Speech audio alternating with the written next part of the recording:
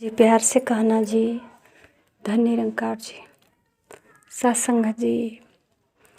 मनुष्य का ध्यान संसारिक वस्तुओं पर बार बार क्यों जाता है? क्योंकि उसको जानता है, उसको यह समझता है कि ये हमारे लिए सुखदाई है, इसकी हमें ज़रूरत है, इसलिए उसके तरफ हमेशा आकर्षण बना रहता है, उसकी चाहत बनी रहती है। सत्संग जी,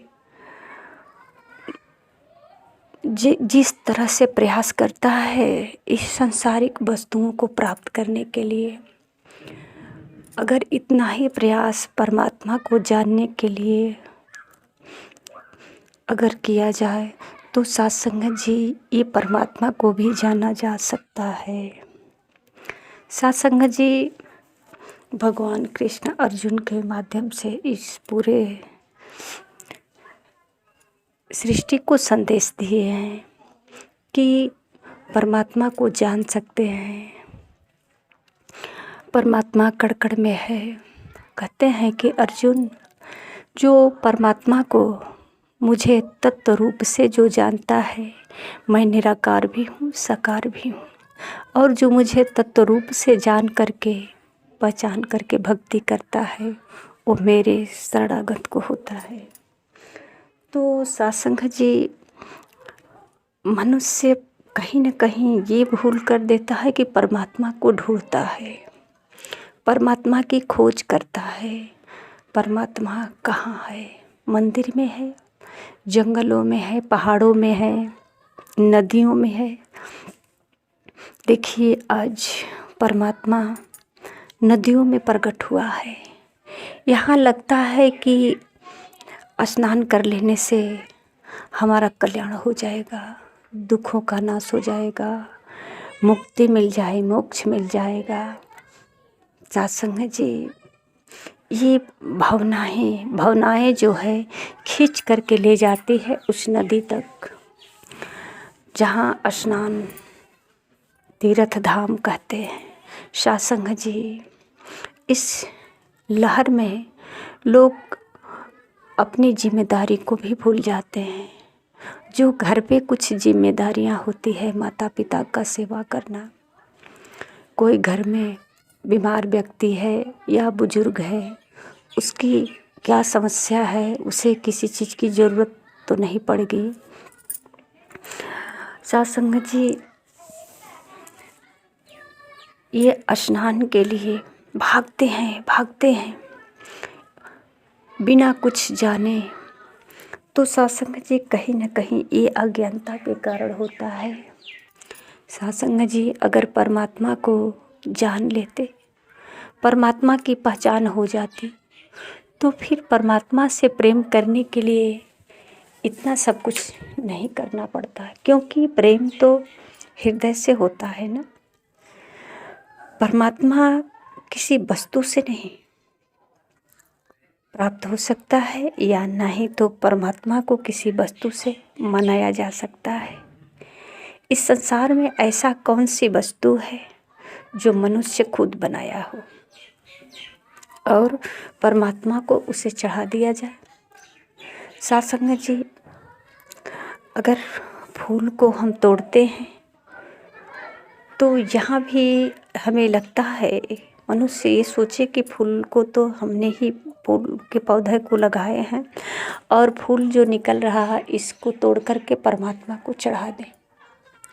तो सत्संग जी कहते हैं कि इस फूल में भी जो सुगंध है, जो इस फूल का खुशबू है, इसकी सुंदरता है, कोमलता है, या जो खिला हुआ है, ये भी परमात्मा का ही कृपा है, क्योंकि ये पूरे सृष्टि में परमात्मा का अंश है। जो जहाँ परिवर्तन होता है, सत्संग जी, एक तरफ मानव किसी जड़ को पूजा करता है और एक तरफ उसी में से फूल को तोड़कर किसी जड़ पे चढ़ाता है। तो सत्संग जी, ये प्रेम के लिए ये भक्ति करते हैं, कहते हैं कि हमें परमात्मा से बहुत प्रेम है, हम बहुत परमात्मा से प्रेम करते हैं। पर सत्संग जी, एक रामायण की चौपाई आती है, बिन पग चले सुने बिनु काना। इसका पग नहीं है, इसका कान नहीं है, कर विधि कर्म करहि विधि नाना। कर बिना इसका हाथ नहीं है, पर ये पूरे संसार को ये जो कार्य कर रहा है इसी का हाथ है। और सत्संग जी, ये संसार को यही चला रहा है, यानी कि संसार जो चल रहा है ये स्वतः चल रहा है, सब में ये है, इसी की शक्ति से चल रही है। तो सत्संग जी, यहाँ किस चीज़ को हम कहें कि ये परमात्मा से अलग है और इसको परमात्मा को चढ़ाया जा सकता है। जो कुछ भी है ये सब परमात्मा का ही तो है, परमात्मा का ही दिया हुआ है। यहाँ तक कि अगर ये सोचे कि मैं हूँ तो मुझे कौन बनाया है, मुझे भी तो परमात्मा ने ही बनाया है। अगर परमात्मा को नहीं समझते कि परमात्मा नहीं बनाया है, तो माँ के गर्भ से जन्म लिया है, माँ ने हमारा लालन पालन किया है, तो फिर माँ को ही भगवान मान लेते। तो माता पिता को भी भगवान नहीं मानते, परमात्मा की खोज में भटक रहे हैं। परमात्मा कहाँ है, कैसा है, ये भी नहीं पता है, बस परमात्मा है। तो यहाँ परमात्मा को सिर्फ फूल चढ़ाना, चंदन चढ़ाना, रोरी चढ़ाना या प्रसाद चढ़ाना, ये सब एक कर्म करके अपने मन को संतुष्टि करते हैं। यह संतुष्टि कुछ क्षण के लिए होता है, कुछ क्षण के लिए होता है। पर सत्संग जी, ये जब जानकारी हो जाती है तो ये सब करने में भी आनंद आता है। प्रसाद कहाँ चढ़ाना चाहिए, किसको चढ़ाना चाहिए, तो ये सब जानकारी करके अगर हम परमात्मा को भोग लगाते हैं तो सच में परमात्मा ग्रहण करते। पर सत्संग जी, परमात्मा को जानते तक नहीं, परमात्मा का नाम सुने हैं। कोई कहता है कृष्ण बड़ा, कोई कहता है राम बड़ा, कोई कहता हनुमान बड़ा, कोई कहता बुद्ध बड़ा, कोई कहता विष्णु बड़ा, दुर्गा बड़ी, काली बड़ी, चंडी बड़ी, किसकी भक्ति की जाए। तो सत्संग जी, यहाँ किसी एक की नहीं बल्कि सबकी भक्ति की जाती है। सबका तस्वीर ले करके अपने घरों में सजा देते हैं और सबके ऊपर धूप अगरबत्ती दिखाते हैं, सबको आरती दिखाते हैं, सबको भोग लगाते हैं, सबकी भक्ति करते हैं। पर जानकारी किसी को नहीं है, ये भी नहीं पता कि सब लोग खुश हैं कि नहीं, ये सब हमारे कर्मों से। तो सत्संग जी, जब ये जानकारी नहीं है तो कुछ ऐसा कार्य करें जो खुश हो और पता भी चले, हमें संतुष्टि भी मिले। सत्संग जी, क्यों ना हम उस व्यक्ति का पूजा करें जो हमारे माता पिता, हमारा सहयोगी है, जो हमारा पालन पोषण किया है, जो इस संसार में लाया है, जिसके माध्यम से आए, इनकी हम सेवा सत्कार करें। ये खुश रहेंगे, हमें संतुष्टि भी मिलेगी कि ये खुश है, इनको खुश करें, शायद ये कोई राह बताएं। सत्संग जी, बिना गुरु के ऐसा कोई दुनिया में नहीं है जो इस राज को बता सकता है कि परमात्मा कहाँ है, कैसा है, कैसे प्राप्त होगा। कहते तो सभी हैं कि परमात्मा पूरी सृष्टि में समाये हैं, कण-कण में हैं, पर सत्संग जी, प्रकट करने की विधि सिर्फ सतगुरु ही बता सकता है। इसका दर्शन सतगुरु ही करा सकता है। और जब परमात्मा का दर्शन कर लेते हैं तो परमात्मा कोई वस्तु नहीं कि एक स्थान पे होगा, ये सर्वव्यापी है, सब जगह है, कण-कण में है। यहाँ तक कि महापुरुष कहा कि कड़कड़ में नहीं, कड़कड़ ही परमात्मा है। तो सत्संग जी, अब यहाँ सारे भरम भुलेखे खत्म हो जाते हैं और कहते हैं कि जब तक से न जाना जाए कर्म धर्म से कोसों दूर। यहाँ सारे भरम भुलेखे खत्म हो जाते हैं। जो कर्मों धर्मों में फंस कर के अभी तक लड़ते झगड़ते थे, समय को बर्बाद करते थे, अब उस समय हम सिर्फ परमात्मा का ध्यान में लगा दिए। अगर किसी को एक गिलास पानी पिलाते हैं तो वहाँ भी परमात्मा को ही याद करते हैं कि जब परमात्मा कड़कड़ में है, जिसे पानी पिला रहे हैं उसके अंदर भी है, और जिसके हाथ से पानी मिल रहा है उसमें भी परमात्मा का ही अंश है। वो भी परमात्मा के ही इशारे से सेवा हो रहा है। सत्संग जी, ज्ञानी जन का ध्यान इस तरह बन जाता है कि करण करावन हार तू। ये परम पिता परमात्मा पूरे संसार का मालिक है और इसकी पहचान करके इसकी भक्ति करते हैं, अपनी जिम्मेदारी अपने कर्तव्य को समझते हैं और सत्संग जी पूरा एनर्जी ध्यान अपना इस परमात्मा के ध्यान में ही लगाते हैं। सेवा करते हैं सबका, हर पल ध्यान के साथ कि अगर परमात्मा कड़कड़ में है तो महापुरुष कहते हैं तो ही मोही अंतर कैसे।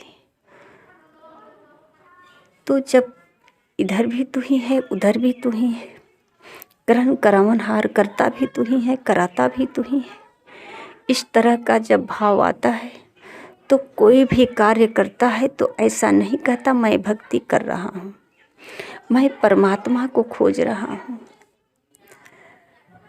मैं परमात्मा को मिठाई चढ़ाता हूँ, प्रसाद चढ़ाता हूँ, ऐसा होता नहीं भाव। उसका भाव बदल जाता है और ये सिर्फ सतगुरु की रहमत से ही होती है, जो सतगुरु के चरणों में आकर के इस तत्व रूपी परमात्मा को जान लेते हैं। सत्संग जी, जिस तरह से एक अनपढ़ व्यक्ति किताबों में मोटी मोटी अक्षरों को पन्ने पलटता है, देखता है, आँखों से दिखाई देता है, बस शब्द को पढ़ नहीं पाता ये क्या है, एक भी अक्षर को समझ नहीं पाता, उसी प्रकार परमात्मा सामने होता है, हमारे दाएं से बाएं से हम गुजर जाते हैं पर हमें समझ नहीं आता। एक अनपढ़ या अंधे की तरह हमारा खोज होता है, हम परमात्मा को खोजते हैं, जबकि जानने की बात होती है, खोजने की नहीं। सिर्फ परमात्मा जानने योग्य है, खोजने की नहीं। जितना खोजेंगे उतना ही इसके विपरीत जाएंगे, इतना ही भटकते जाएंगे। सत्संग जी, परमात्मा सद्गुरु के द्वारा जाना जा सकता है और परमात्मा को जानकर हम अपने जीवन को सहज संपन्न सुखद बना सकते हैं। जैसा कि एक चौपाई है रामायण की, ईश्वर अंश जीव अविनाशी, चेतन अमल सहज सुख राशि। ये ईश्वर का अंश है, ये चैतन्य है, अमल है, सहज है, सुख का रास है। इसके सिवा दुनिया में कुछ है ही नहीं। जब ये ज्ञात होता है तो ये सुख का अनुभव करता है और समझ जाता है कि इसके सिवा सुख का रास कुछ है नहीं, यही है सुख का रास, यही सब कुछ है, इसके सिवा कुछ है ही नहीं। ये अमल है, ये पवित्र है, पावन है, विदाग है। इस तरह का जब सत्संग जी पहचान होता है तो ये मानव जीवन का कल्याण होता है और मानव जीवन में सहजता प्राप्त होता है। भक्ति करना नहीं पड़ता, स्वतः भक्ति चलती रहती है। पर सत्संग जी बिना ज्ञान का भक्ति संभव नहीं है। ये एक विलाप होता है जो किसी और के धन के लिए विलाप करते हैं। महापुरुष उदाहरण देते हैं, कोई तन दुखी, कोई मन दुखी, कोई धन भी न रहा उदास, थोड़ा थोड़ा सब दुखी, सुखी राम का दास। तो राम का दास इसलिए सुखी होता है कि उसे राम के बारे में पता है, इसलिए वो सुखी है, उसे कोई गम नहीं है। और जो नहीं जानता वो मन से पीड़ित है, तन से पीड़ित है, धन के लिए पीड़ित है। और जो राम का दास है, राम का आधार लेकर स्वतंत्र है, उसे पता है कि जो कुछ करने वाला यही है।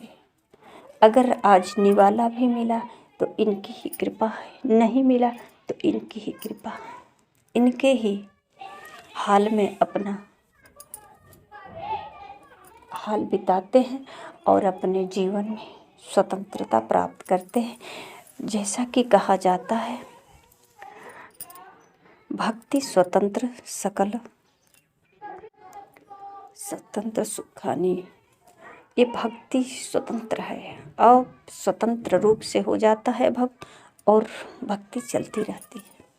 स्वतः भक्ति होती है, करने के लिए अलग से कोई न नियम की ज़रूरत होती, न कोई तौर तरीका, न तारीख, न डेट, न कोई तिथि। स्वतः निरंतर हर सांस में चलती रहती है। सत्संग जी प्यार से कहना जी। धन्य निरंकार जी।